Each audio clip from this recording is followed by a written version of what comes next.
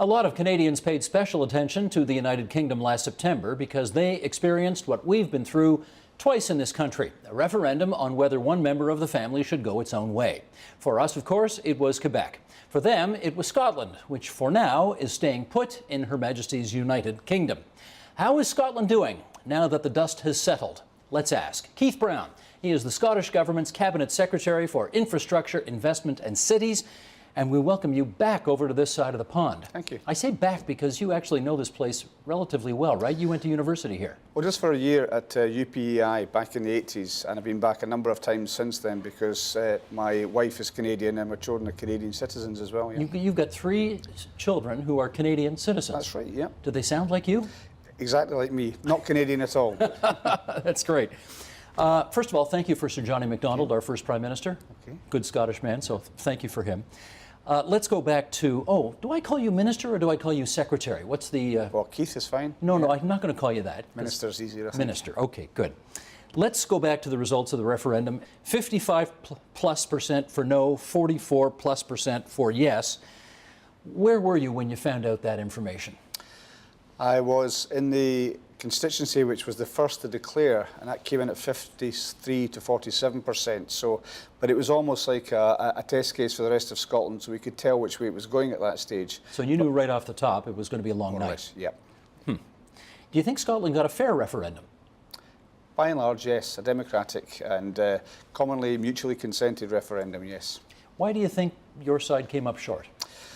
Who knows? We had a lot of people ranged against us. We had the UK government that was willing to use its international contacts to have people speaking out against independence. We had big business, but none of those are excuses. We had to win the argument and we fell short in the end. So, having said all that, when I first joined the Scottish National Party, which was a year before I came to Canada in 1984, we were at 12% in the opinion polls, and independence was roughly the same level. So, and also at the start of the campaign, people expected we'd get around 25–30%. So to have got as far as 45%, I think is huge progress, but disappointing that we didn't make it that further 5%. When Quebec lost its first, when the side that wanted independence lost its first referendum back in 1980, and then again in 95 rather, one of the high-ranking members of Quebec society, who was a premier for a while, said it was the money and ethnic vote that done us in, sort of.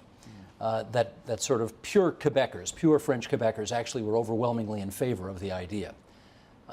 Something similar in Scotland?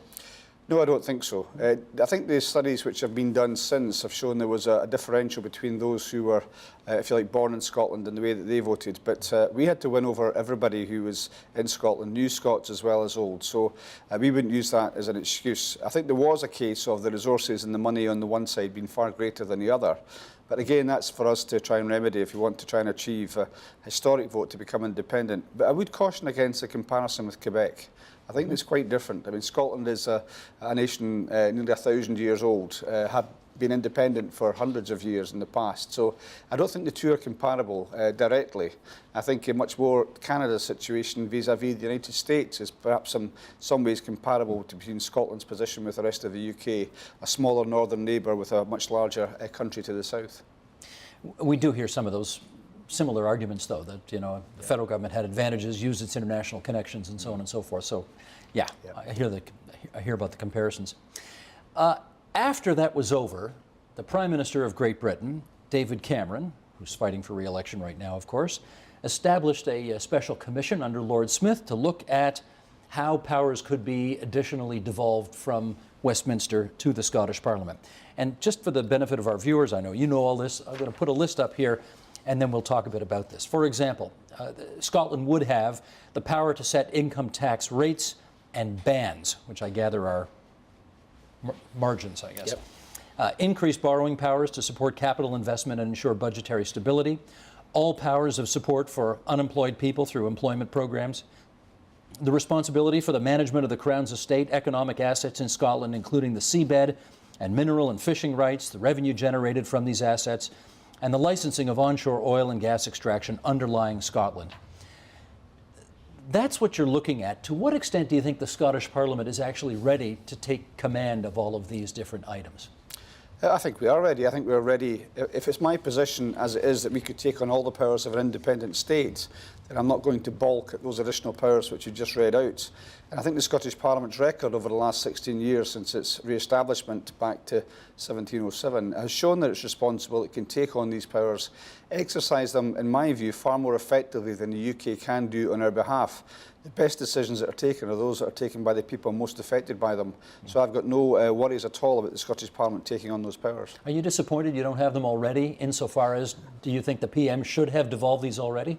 Most certainly. In fact, there was a previous commission called the Calman Commission back in 2009, which involved all the other parties other than mine, which recommended a number of these powers, including things like air passenger duty should be transferred to Scotland.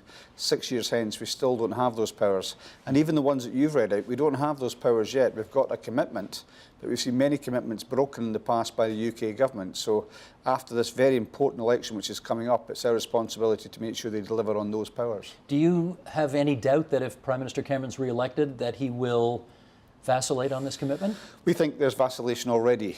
Some of the powers now have vetoes attached to them. They're not quite as was described in what was called the vow by Gordon Brown, the former Prime Minister. So we think there's some equivocation already, and it's our responsibility and our intention to make sure the UK government does deliver on the maximum possible powers for Scotland. Which party do you think would more likely devolve powers to Scotland?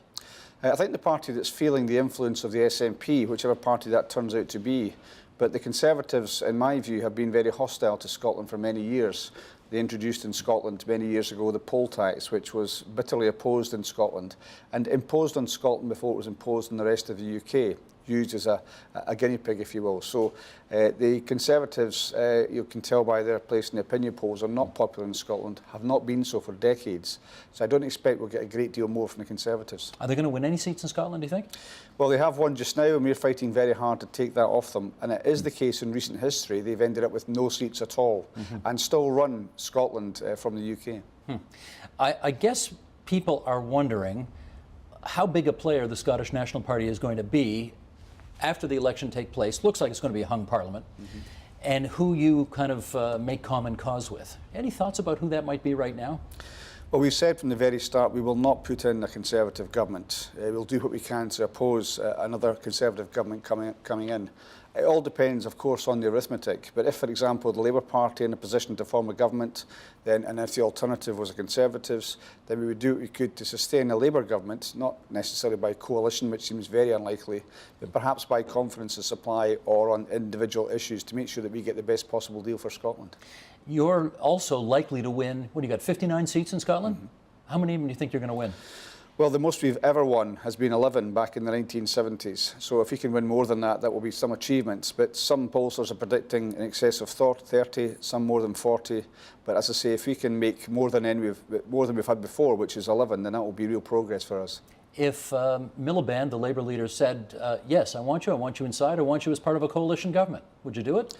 I think that's extremely unlikely. A, I don't think he'll say that, and B, I don't think we'd want to be. It's not part of the SNP's raison d'etre to be part of a UK government. We stand for self-government for Scotland.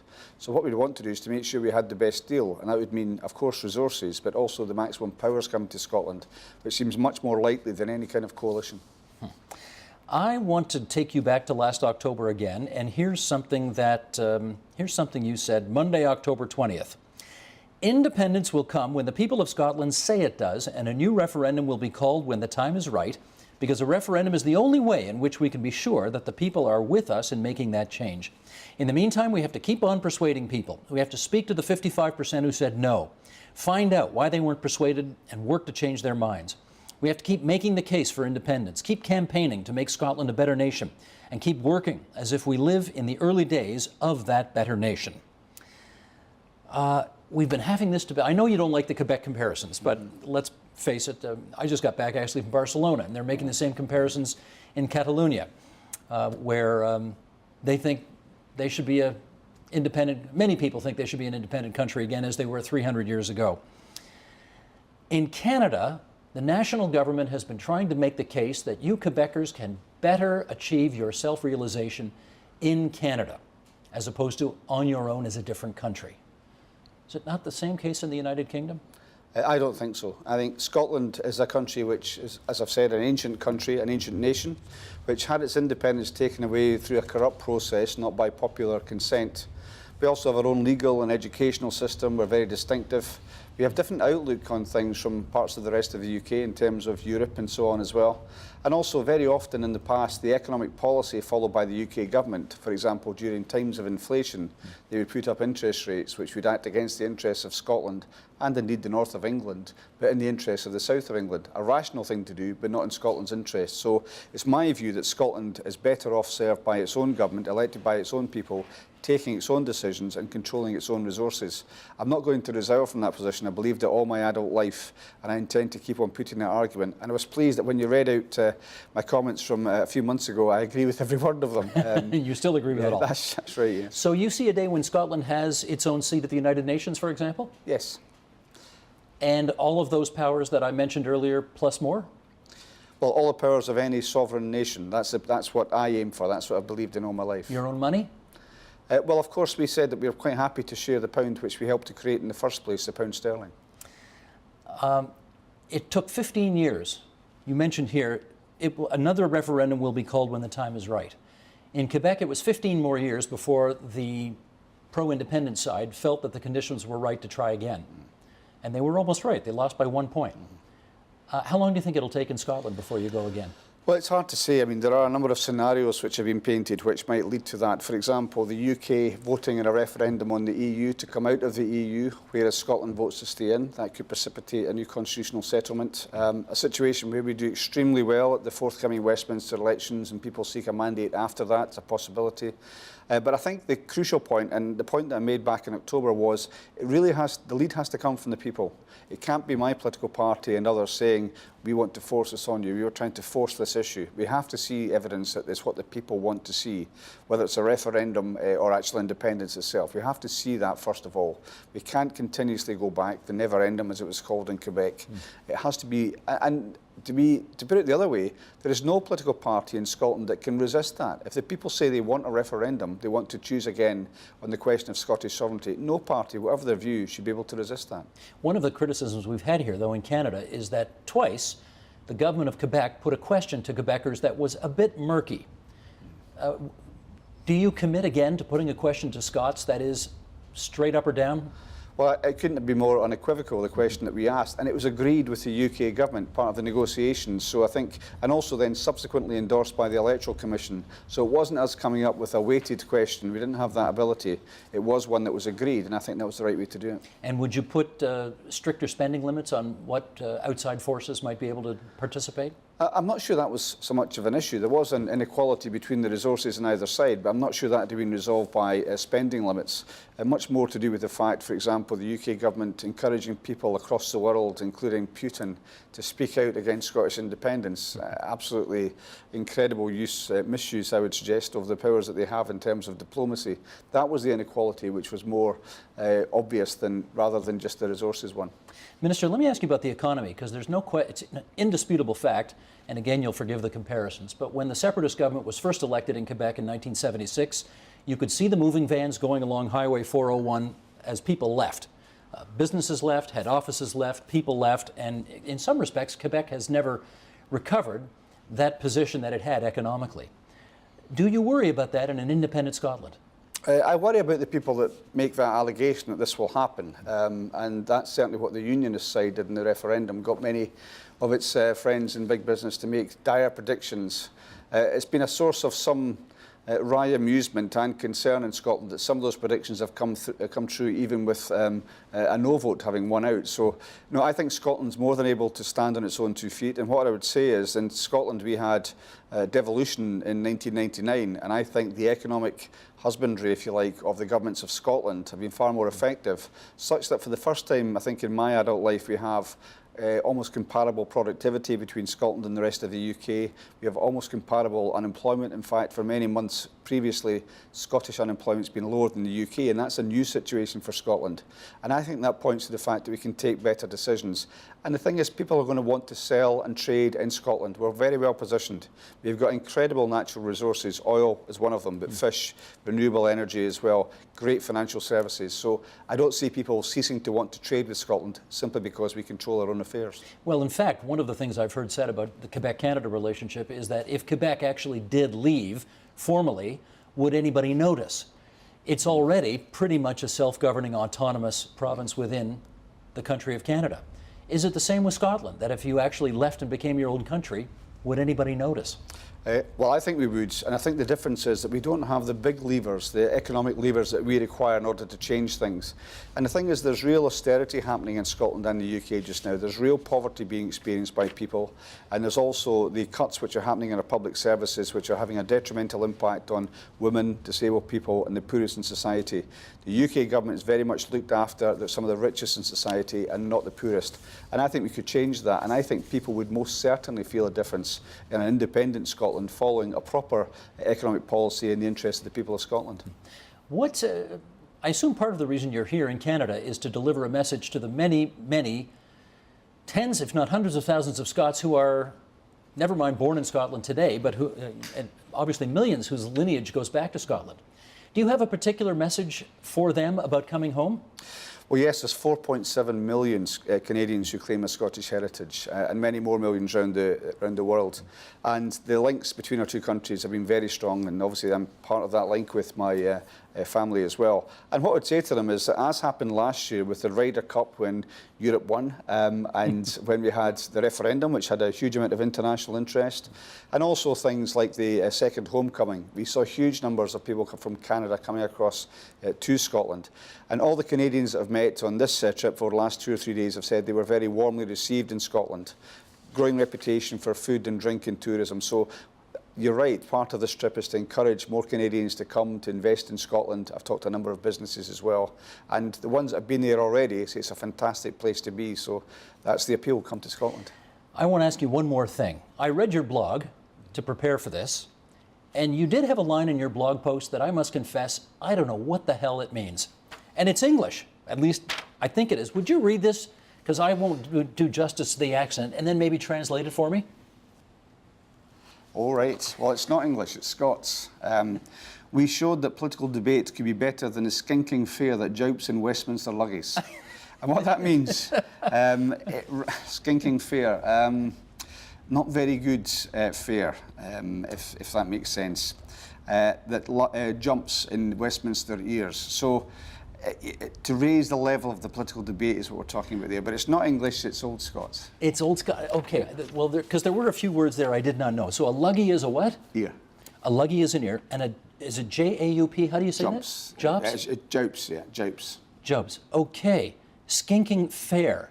Fare is? I think fare, just, good fare.